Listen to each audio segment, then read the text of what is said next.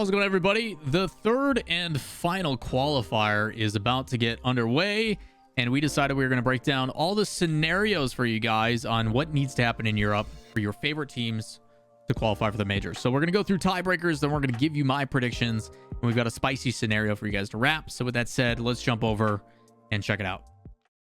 A quick word from today's sponsor, Trust Dice. Trust Dice is an online crypto casino that offers a wide variety of options from table game favorites like blackjack, roulette, and many more. There's also a selection for sports and esports betting on some of your favorite titles, as long as your region allows for it. Trust Dice also provides a faucet that allows you to claim free currency every 6 hours, along with other bonuses to reward you for your efforts. Remember, gambling is a risk. Do not gamble with money you can't afford to lose, and if you choose to participate, make sure you do so responsibly and understand success is not guaranteed. Now back to the video. The way we're going to start with this is we're going to go over the tiebreakers and let you guys know what needs to happen for your teams, and then we're going to present you a scenario based upon what I decided to cook up on the predictions. Overall, it's pretty straightforward. If you guys ever need these documents, they are in the description down below, but an easy way to do it is if you go to the standings page. These will be live updated when the matches are going on Friday. You have kind of the quick scenarios. There's 13 teams with 3 spots remaining. I may have dabbled in some playoff scenarios to give us some tiebreakers. Probably won't happen, but we can hope. With these teams, for BDS, the big one, very similar to LG last week. If they make top 4, they are good to go. They guarantee themselves a spot. And if they don't and they make top 8, so as long as they make the playoffs, they get at least a tiebreaker option. So point-wise, they're in a pretty good spot. Top 8 is what they're looking for. And if they make top 8, I'm very, very much so going to root for them when it comes to making with the tiebreaker. I don't foresee it being otherwise. They will, though, just in case if they do make top 8, they only need 2 or more things to happen. They need Oxygen not to win, Vitality's got to make top 4, Magnifico's got to make top 4, or Alpine top 8. The reason why those are is they don't want those teams in those spots to leapfrog them ahead of the number 2 spot. So as long as the teams that are in that running perform worse than them, they're good. Pretty straightforward. Same thing applies to Gentlemates. But for them, because they are 1 spot behind, down by 3 points, they have to make that up by getting into the grand finals for an additional 3 points. As a reminder, top 8 is 6, top 4 is 9, second place is 12, first place is 16. That 4-point difference in first place makes a massive difference. So they guarantee themselves a tiebreaker if they make top 4, but if they want to guarantee themselves a spot, top 2 is where they need to go. As for Magnifico, actually in a pretty similar place, these scenarios are identical to Vitality. Both Magnifico and Vitality are right now neck and neck. They're both tied for 4th place for the major. They will clinch a spot if they win the entire thing, but they at least get a guaranteed tiebreaker if they take 2nd. The big things for them, though, is making it to the grand finals, because if they do make it to the grand finals, they only need 2 scenarios in their favor, which is essentially denying Vitality and Oxygen getting a win, which my assumption is we're going to find either BDS and K-Corp in the grand finals, as we always do. And if they find themselves also in the grand finals, they're solid. They're going to be locked in. I foresee that being a possibility. More realistically, both those teams have kind of peaked at top 4. Top 8, they need a ton of help. They need so many scenarios in their favor. As a reiteration, Direct will be live updating them. If it's good to go, it's going to be green. If it's not, it's going to turn to red. So both Vitality and Magnifico aiming for top 4 with some help. From there, then we get into the more unlikely scenarios. With Oxygen only being 1 point behind 4th place, sitting in 6th right now because of the tie. A top 8 is a guaranteed, like, hey, you're in the running. And a lot of things are probably going to happen. Wild's probably not going to win. Cougars isn't going to win. Moist isn't going to win. Team 3, are they going to make top 4? Probably not. Redemption's probably not. Like, a lot of these will come true. The big ones that you need to pay attention to are the ones at the top. Like, hey, let's say, hypothetically speaking, things go according to plan. All the top teams keep performing really well. K-Corp, BDS, and Alpine keep dominating. And all of a sudden, you find Oxygen in top 8. The only real things is they need to make sure is Magnifico and Vitality go 1 and 3. Probably not going to happen, but those are the ones. The other ones are more likely. So if you're ever confused on how to follow these, basically look at the first one. Hey, this is what they need to perform. And if as long as these next 2 or 3 things happen, the rest should probably also happen, assuming there's not any crazy upsets. Upsets are going to throw everything amok. But the big things to focus to is the very last situation. It tells you when they're eliminated. Obviously, that becomes less and less serious from other teams. Outside of that, then you start to get into the less likely ones, the teams that are in those like final 5 qualification spots. Belagol has proven top 8 is basically where they're striving to be. But if they get only top 8 this time, they're eliminated. Same thing with Endpoint. If they don't get top 8, they're eliminated. If they don't get top 8, they're eliminated. You're going to see a trend here from all those teams that are in those same similar point regions because they're all tied at 13 points. They've all roughly finished with a 2-3 result or a 3-2 and then gone out in the quarterfinals. So while other teams like Moist and Top Cougars and Wild are still in the running, I mean, they got to win and get a ton of help. They got to win and get a ton of help. They got to win and get a ton of help. And those circumstances are only going to get more and more crazy. So that's what we got for the standings. Long story short, check out the quick, easy one.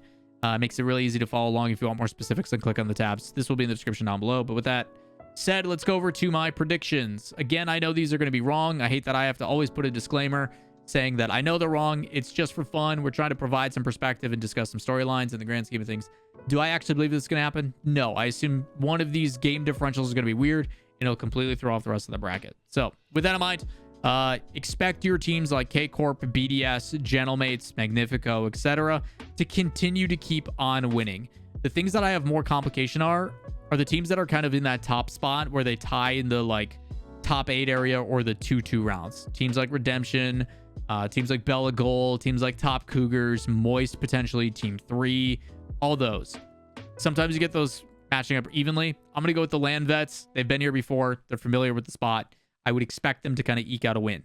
Moist has been kind of all over the place, so I'm having a hard time of seeing where Moist is going to end up, whether they're going to be on the low side of things or the high side of things, which is leading me to believe more into what Top Cougars is doing versus what Moist has been doing with Joyo, which is weird because a lot of us were pretty keen on the Moist roster. It just hasn't really played out. The other conversation is Vitality going to come back? I think these matches where they first round, if Vitality ends up against KC, will it go to 5 again? I don't know. Over Oxygen, I have them getting the win. I think anytime I do a game 5, there is potential. Gentlemates should beat this. This should probably be a 3-1, but we decided to keep it a little bit more spicy. Also, I could see this very much so being a game 5 with Magnifico, but I think BDS is going to continue to trend like I talked about in my last prediction video with the BDS roster. I think BDS is only going to continue to trend better and better. I think as they find reps and Drawley gets more comfortable, you're going to see him continue to improve. And we got exactly that. We got a game 5 overtime or a game 7 overtime grand final. It was incredible. Super exciting series. I think the conversation to be had this time around, and we're kind of jumping the gun, is that K-Corp, nothing to lose. They have guaranteed a spot. Them playing loose, does that going to be a lead to inconsistency or complacency, I think is a better word? Or is it going to be we're playing loose, we're having fun, we've got nothing to lose, and we're going to play like it, which is scary. K-Corp can go one of two ways.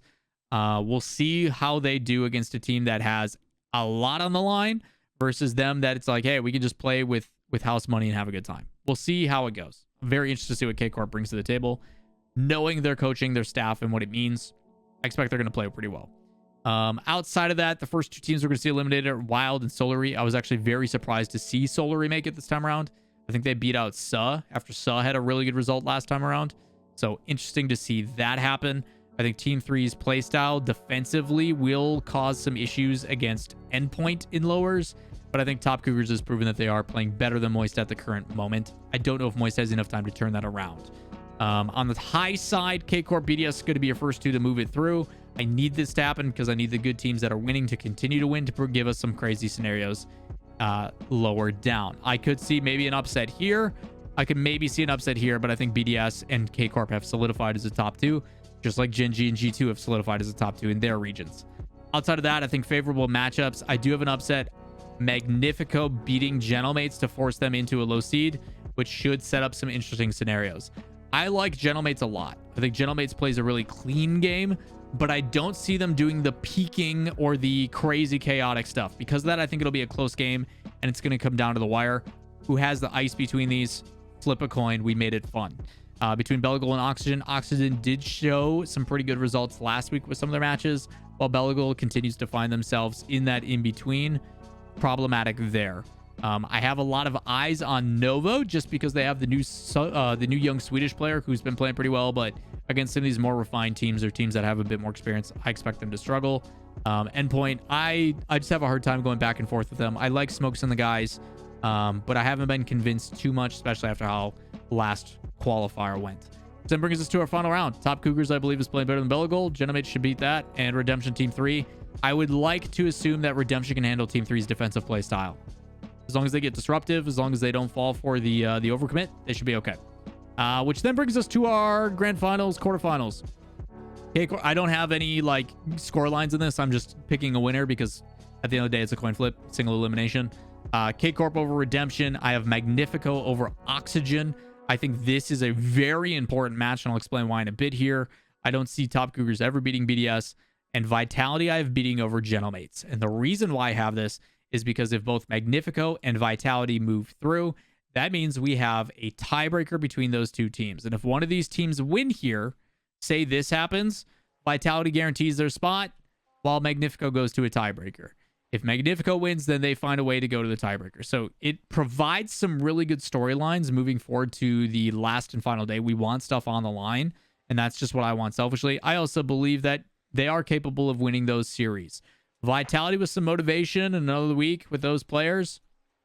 I've seen what Vitality do against good competition. Against K-Corp, they look their best, but they have looked a little flat. Curious on how they're going to bounce through. It is a ton of pressure on these matches. Expect teams to play down a little bit because of that pressure. The teams with nothing to lose are going to continue to win. The teams with no expectations probably going to get some upsets. That's stuff that we didn't include as much in here as we probably should have. Outside of that, though, if you look at the results for points that then does something very exciting. It gives us a three-way tie. K-Corp and BDS solidify themselves. I expect as soon as BDS knocks in to top 8, they also will do the same thing. We saw this from Gen G. And then below that, a three-way tie in points because I do have Vitality beating Gentlemates and putting them in that round. What would end up happening then in a three-way tie? Usually, what would happen then is Magnifico gets a first-round bye. Vitality and Gentlemates will play a head-to-head, best of 7. Winner of that will then go play Magnifico for a spot for the major. I would love to personally see that. That's what I have crafted up. And it allows me to get out of the circumstance of who's going to the major. Ultimately, I think all three of these teams have a pretty good opportunity. Maybe Oxygen finds a way to weasel themselves into that conversation as well, but I don't think it's likely based upon what I've seen. I think these three teams, all potential. It's kind of annoying to say, hey, this is the easy way out, but I do try to hope for a tiebreaker, give us something exciting, a lot of things on the line, and then it's anybody's game. So that's what I've got for predictions. That's what I've got for tiebreakers. Feel free to go back if you guys have any questions about what's going on. But that's going to do it for this video. If you guys have any additional questions, comments, concerns, like, subscribe, turn on notifications, and I'll see you in the next video. Peace.